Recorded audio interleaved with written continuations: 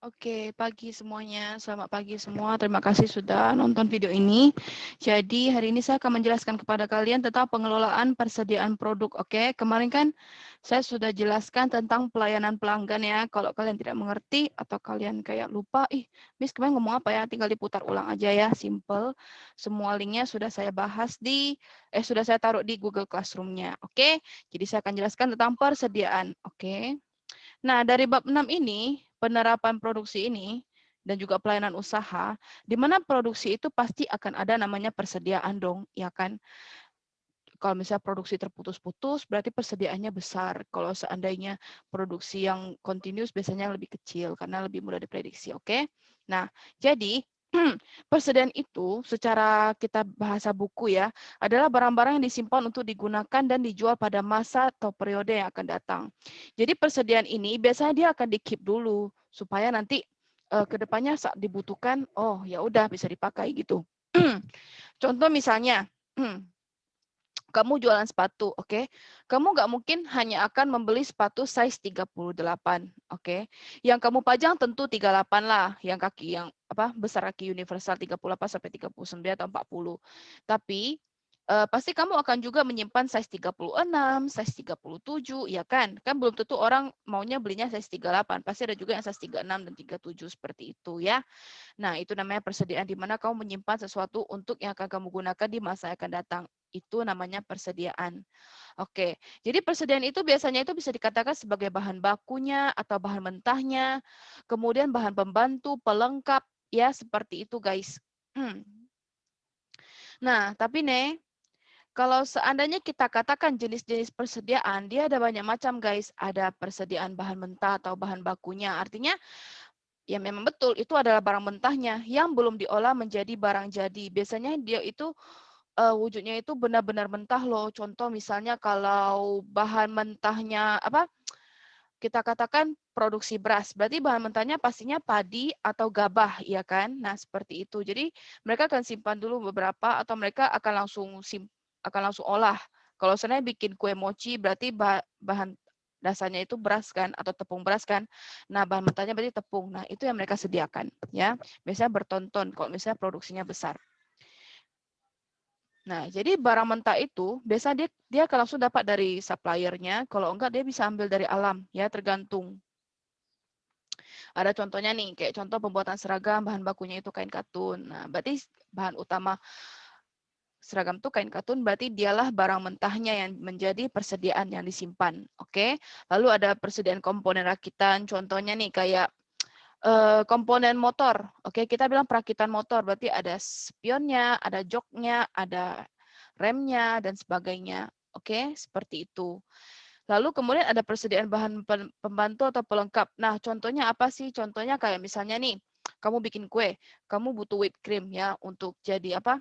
Dia punya icing sugar, contoh whipped cream, terus ada kayak cheese cream, oke? Nah, itu yang disimpan ya. Itu sebagai persediaan kalau butuh dekorasi kue ya. Itu adalah bahan pembantu. Kalau misalnya dari buku dia ada tulis nih, kalau pembuatan kursi berarti contohnya adalah lem, paku, amplas. Amplas tuh yang dari kayu yang kasar terus digesek, digosok-gosok sampai mulus ya. Ada satu bentuk lembaran kertas, oke, bentuk lembarannya kira-kira warnanya juga seperti ini. Terus dia amplas ke kayu. Oke, seperti itu. Lalu ada juga persediaan barang dalam proses atau barang setengah jadi ya. Barang setengah jadi ini maksudnya itu seperti ini. Kalau misalnya kamu nih ya, kita coba membahas tentang furnitur ya. Kalau furnitur kadang kita mau bikin meja belajar atau kita bikin kursi. Oke. Nah, kursinya itu boleh custom request. Kita katakan ini adalah produksi terputus-putus di mana mereka menyediakan dulu kursinya. Oke. Kemudian oke, tadi saya resume sebentar. Oke, sorry. Jadi kita katakan tadi sampai barang dalam proses ya, atau barang setengah jadi ya. Oke, kalau seandainya persediaan barang hasil keluar, kayak gini, misalnya barang setengah jadi itu kita katakan furnitur ya, yang tadi saya bilang. Nah, furnitur ini ada meja, ada kayu, ada kursi ya, semua terbuat dari kayu. Oke, bahan mentahnya pastinya kayu. Oke. Nah, di sini dia itu rupanya itu kayunya itu bisa di request mau warnanya apa, mau ditambah tambahan apa, ya kan? Kayak contoh sofa atau sebagainya gitu ya. Nah, jadi dia ini adalah produksi terputus-putus di mana dia menerima request. Jadi dia hanya akan bikin kursinya atau pondasinya aja, ya. Kursinya bentuknya seperti ini, sipa. Nanti kalau bisa orang bilang, oh kursi ini tolong dibentuk bentuknya ini ada ukiran ini ya, ada ukiran itu ya. Nah, jadi dia mulai gunakan persediaannya. Nah, jadi dikatakan kursi yang belum dicat, kursi yang masih belum las, terus amplas maksudnya, terus kursi yang juga masih belum diukir sedemikian rupa, dia adalah barang setengah jadi.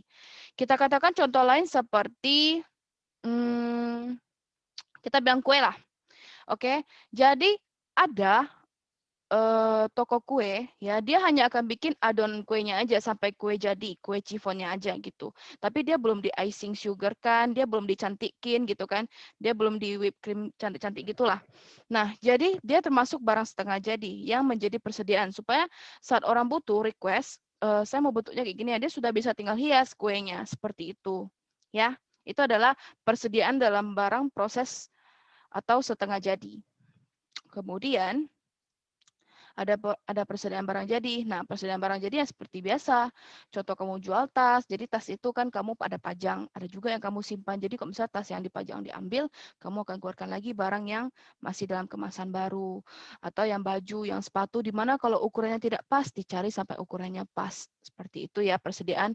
Ada juga persediaan dalam bentuk seperti kerupuk gitu ya, kerupuk ya. Kalau udah siap jadi gitu kan, mau dijual kan, yang dipajang beberapa, kemudian yang belum terjual ya disimpan dulu. Nanti kalau sudah memang terjual, bagian etalase depannya, barang pajangannya, dia akan pajang lagi barang yang baru. Seperti itu. Nah, dari persediaan sendiri ada tiga macam atau mungkin lebih ya. Setahu saya sih, secara umum sih ada 3. Ada, sebentar.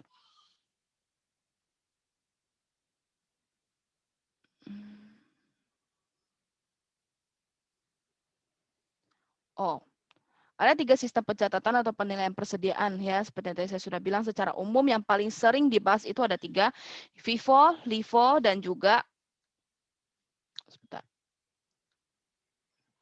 average. Oke.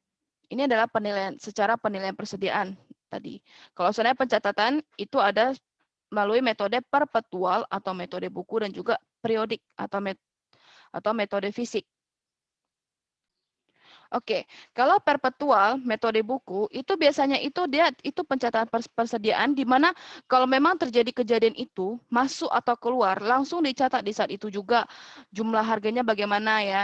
Jadi transaksi apa ya catatnya apa. Jadi biasanya perusahaan yang menggunakan sistem perpetual ini dia bisa melihat lebih akurat dia punya jumlah persediaan. Oke. Seperti itu karena setiap kejadian apa yang terjadi dia langsung catat. Ya, kalian pasti sudah pernah belajar, saya ulang aja, oke? Simple aja. Kemudian ada sistem periodik atau metode fisik, di mana periodik ini biasanya dia catatnya itu di akhir periode, ya. Tidak langsung dicatat, biasanya dia lihat dulu bagaimana, baru dicatat di akhir, oke? Makanya butuh lagi penyesuaian pada laporan laba dan juga ruginya, seperti itu. Nah, biasanya ini dia itu, oke sorry ya tadi lagi dipanggil ya. Tadi sampai mana ya? Bentar. Yang tadi metode fisik atau periodik itu biasanya itu dia digunakan di mana ketika barang yang dijual itu dalam barang dagangan itu kuantitasnya banyak ya. Kemudian dia juga punya frekuensi yang tinggi. Nilainya juga relatif kecil dan juga harga jualnya relatif lebih stabil. Jadi biasanya kriteria seperti itu dia akan menggunakan sistem pencatatan periodik ya. Nah, jadi kalau misalnya kita katakan kelebihan perpetual sama periodik, oke, kalau perpetual itu mereka berarti tidak perlu melakukan namanya perhitungan fisik lagi atau stok opname ya. Karena apa? Karena biasanya perusahaan itu sudah mengetahui stok yang sebenarnya di lapangan karena terjadi langsung ketika satu transaksi terjadi, maka akan langsung dijadikan pencatatan. Makanya kenapa perusahaan tidak perlu lagi melakukan stok opname karena mereka sudah tahu kondisi fisik sebenarnya yang dilakukan di lapangan. Oke. Jadi kalau kita katakan kalimat penuhnya, alasan kenapa perpetual itu digunakan ya karena Berarti karena transaksinya dicatat setiap kali terjadi, oke, setiap kali transaksi terjadi akan langsung dilakukan pencatatan. Makanya kenapa perusahaan tidak perlu melakukan namanya stok opname atau perhitungan fisik. Karena dia sudah tahu laporannya memang bentuknya akhirnya apa, memang berarti kondisi lapangan seperti itu, ya. Contoh seperti apa?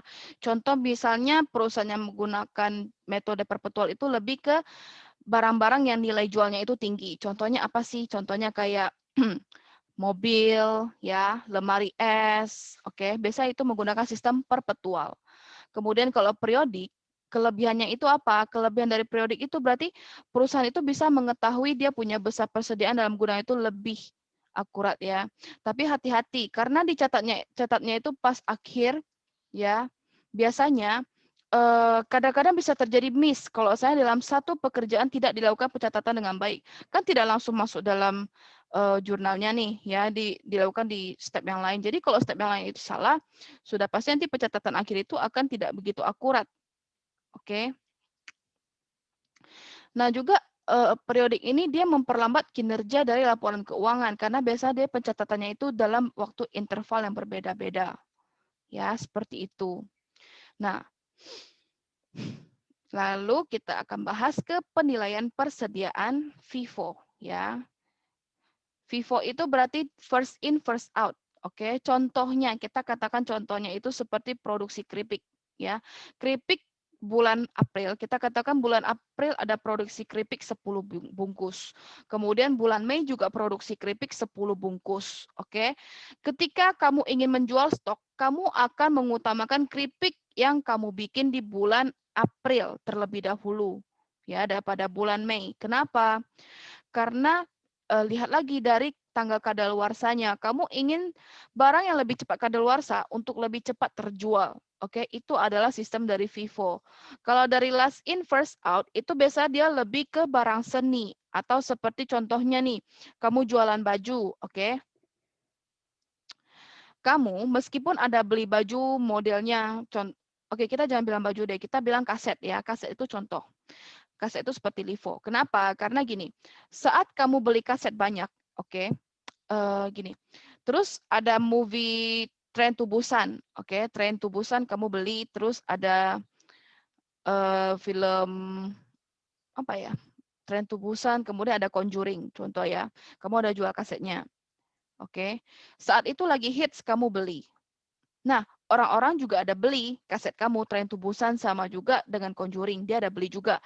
Cuman ada stok sisa ya, Tren to Busan kamu tidak terjual semua, tidak terjual habis. Kemudian kamu punya Conjuring juga tidak terjual habis. Tiba-tiba ada season film baru yaitu Tren to Busan Peninsula. Kemudian ada film terbaru kalau nggak salah apa ya? Sudah lama nggak nonton film. Contoh film Oke, Dora the Explorer, oke. Itu dua adalah film terbaru. Kamu akan lebih mengutamakan film yang baru keluar untuk jadikan kamu punya barang promosi. Kamu akan berusaha untuk menjual lagi Dora kamu, kemudian kamu juga akan berusaha menjual kamu punya kaset Peninsula. Ya, jadi stok-stok belakang itu bukan lagi kamu punya concern atau kamu tidak fokus ke stok akhir, tapi kamu lebih fokus kepada apa yang baru datang itu yang kamu jual, ya. Biasa seperti itu. Nah, kenapa seperti itu? Biasanya harga beli terakhir itu, kalau kalian bisa baca, pada metode ini, harga beli terakhir dibebankan ke operasi dalam periode kenaikan harga, sehingga laba yang dihasilkan akan kecil dan pajak yang terutang juga akan menjadi lebih kecil. Artinya apa? Contoh, misalnya setiap barang season baru, oke, kamu akan jual 10.000. Oke, kalau sudah out season atau sudah lewat dari season, kamu akan turun harga jadi 8.000. Oke, otomatis ketika kamu berusaha menjual kaset Dora yang harganya 10.000, ada orang yang mau beli lagi kaset kamu yang contohnya, aku udah lihat Tren Tubusan yang Peninsula loh, aku mau lihat yang seri 1 dong, kamu jual dengan harga 8.000. Jadi pencatatan harga 8.000 ya, berarti kamu istilahnya kamu punya income tuh sedikit. Tapi jangan salah, ketika kamu punya pencatatan income kamu sedikit, pajak yang kamu dikenakan itu akan lebih kecil juga. Ya, itu adalah metode dari LIFO. Nah, biasa metode LIFO ini jarang digunakan ya karena biasanya jangan digunakan dalam arti ketika satu tempat usaha itu dia adalah seorang wajib pajak, ya metode ini biasa tidak disukai atau tidak dikasih pakai karena memperkecil pajak. Istilahnya orang pajak berpikir kalau seandainya eh, terjadi permainan lah dalam pajak, nah itu tidak begitu kasih, ya. Biasanya lebih mengutamakan ke FIFO kalau enggak ke metode yang lain. Biasa sih ke FIFO sih paling umumnya. Lalu ada metode average, biasanya dia itu lebih ke rata-rata, ya. Dia lihat dari titik tengah. Ada perpaduan antara FIFO dan juga LIFO. Lebih jelasnya kita coba lihat di contoh pencatatannya ya. Ada nih contoh, kalian lihat dari sini kalau metode FIFO ya, dia biasanya awalnya itu kosong ya karena first in kan. Nah, kalau kamu lihat sebentar, persediaan awalnya itu 100, oke? Jadi dia akan mencatat persediaan awalnya di sini sebesar 100 ya, kalau kalian lihat. Kemudian ada pembelian nih. Nah, otomatis dia akan langsung catat di sini pembelian dan ketika ada penjualan di tanggal 7 Maret, dia juga akan langsung mencatat. Kalau kalian lihat di sini, apa barang yang lebih mudah kalau kalian lihat ya dari bagian sini sebentar saya annotate. Udah berapa lama nih? Annotate draw. Oke, kalau kalian lihat dari sini persediaan awalnya 100, oke? 100 kan? Dengan harga 105. Kemudian dia ada beli lagi 300 barang, tapi harganya itu bukan 105, tapi harganya 120. Sehingga dilakukan pencatatan persediaan sebesar total 400, di mana 100 unit ini adalah 105.000 dan 300 ini adalah 120.000. Kalau kalian lihat dari tanggal 7 Maret, oke, dia itu terjadi penjualan, ya enggak sih? Nah, terjadi penjualan sebesar 100 unit. Di mana kalau kalian lihat, dia akan mengutamakan penjualan barang yang stok awal dulu. Lihat, betul nggak? Nih, dia akan mengutamakan yang stok awal dulu untuk keluar, 105. Baru setelah itu terjadi lagi penjualan, baru dia akan memakai harga stok yang kedua. Oke, seperti itu. Saya hanya mengulang aja sih, karena kalian sempat bilang kemarin sudah belajar. Pasti belajar lah ya, kan kalian akuntansi. Oke, kalau LIFO bedanya apa? Dia akan mengutamakan stok yang masih baru. Lihat di sini perbedaannya. Tadi kan kalau 7 Maret yang di sana, yang penjual ini kan 105. Sedangkan kalau LIFO, dia akan gunakan harga dari stok baru. Artinya dia akan menjual lebih awal itu stok barunya. Seperti itu ya. Tuh. Sehingga keuntungan yang didapat, 100 contoh, dia jual 100 unit ini contohnya baju, contoh ya. Nah, bajunya dijual harga semua baju itu 150.000. Kalau kamu lihat, kalau dia jualnya 105, otomatis untungnya lebih besar. Oke, untungnya itu sekitar 45.000. Ya, tapi di sini metode LIFO, stok akhir yang akan lebih diutamakan untuk dijual sehingga 120 dong, berarti untungnya itu 150 kurang 120 itu cuma 30.000. Ya, otomatis dia punya income lebih sedikit kan. Nah, ini yang tidak dikasih oleh orang pajak karena semakin kecil income, semakin kecil pula pajak kamu. Dia berbanding lurus. Oke, seperti itu. Kalau metode average seperti biasa dia adalah ambil dari nilai tengah. Oke, di mana stoknya ini dia akan langsung kemudian gabungkan, kemudian dia akan rata-ratakan, baru dia akan jual keluar sama rata. Seperti itu. Oke. Gampang ya, kok kalian lihat ya dari sini ya. Nah, untuk materi pelayanan pelanggan telah saya jelaskan. Oke, sekian dari materi hari ini. Terima kasih sudah menonton. Ada soal dari saya. Silakan kalian jawab di kolom komentar. Oke, pertanyaan pertama. Apa kelebihan FIFO dan juga apa kelebihan LIFO? Ya, itu saja. Silakan tuliskan jawaban Anda di kolom komentar. Apa kelebihan FIFO, apa kelebihan LIFO. Kemudian tuliskan di kolom komentar beserta nama dan kelas kamu. Ya, itu nanti akan menjadi nilai plus untuk menutupi nilai-nilai yang tidak bagus. Tapi saya tahu nilai kalian semua bagus-bagus sih.